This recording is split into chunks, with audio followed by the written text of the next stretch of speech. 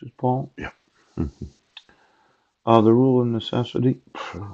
Um, you know, I'm kind of thinking that the use of a court commissioner, yes, that had any bias or conflict of interest, yeah. You did have an obligation to disqualify the individual, yeah.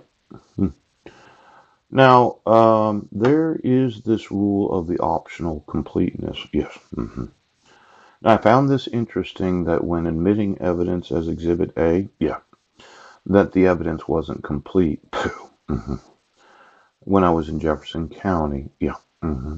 See, Jack admitted the protection order, but he didn't include the weapon surrender form. hmm And there should have been a completeness. Now, the evidentiary rule, providing that when a party introduces a part of a writing or an utterance at trial, the opposing party may require that the remainder of the passage be read to establish the full context. Yeah.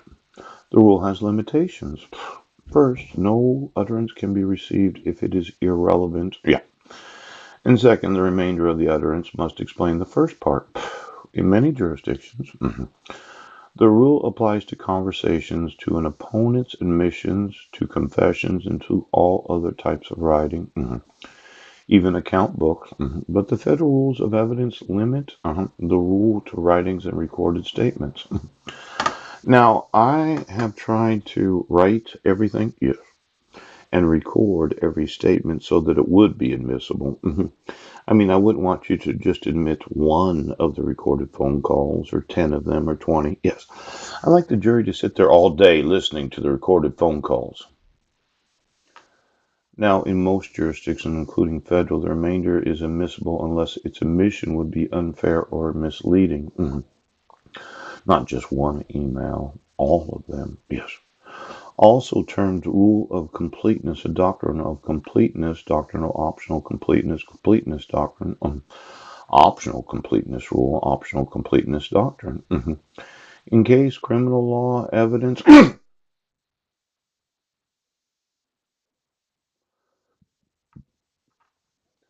I'd like to have my sons today, yes. And then I would like to have complete evidence, yes, when suing you, yes. Not just that part that you want to admit as evidence, but all of the evidence. And for each trial that takes place, I don't care if it takes 5 years. See, my thought is that I have lots and lots of paper. I can print off 3 million emails. Yes. I can bring in boxes and boxes and boxes of evidence. I can have them sit there for weeks on end watching thousands of hours of video. Yes. I can bring in each and every witness that did have knowledge that I wasn't in Sequim, Washington. Oh, all those that received the emails. And then I can do the same thing for June 16th of 2017 when you said I was cyber stalking. I never emailed the Brennan School District. Now, I would mention, thank you, that spelling my name wrong, Budnek, Budnek. I put a couple additional documents on the war crimes folder. Yeah. And I really was upset that my wife doesn't know how to spell my last name. And then there's the Boys and Girls Club. Yesterday, when Googling my name, yes, Budnek, I looked at the actual manual for the marketing of the search engine known as Google. Yes, page count. And their prioritization of each of the pages and then what's fraudulent and so on and so forth. Yes. Now, when it's 30,000 potential web pages that have the search results of Budnik, yes, for any time. And then I refreshed it and I refreshed it and I refreshed it. And I noticed your algorithm, yes, seems to have some time constraints because you would have thought that there was like, well, a limited number, yes, of actual search results for the last name Budnick. It's a very unique last name. Yeah. But then approximately a half an hour later, there was 33,600, about that many, yes, possible links to the last name Budnick.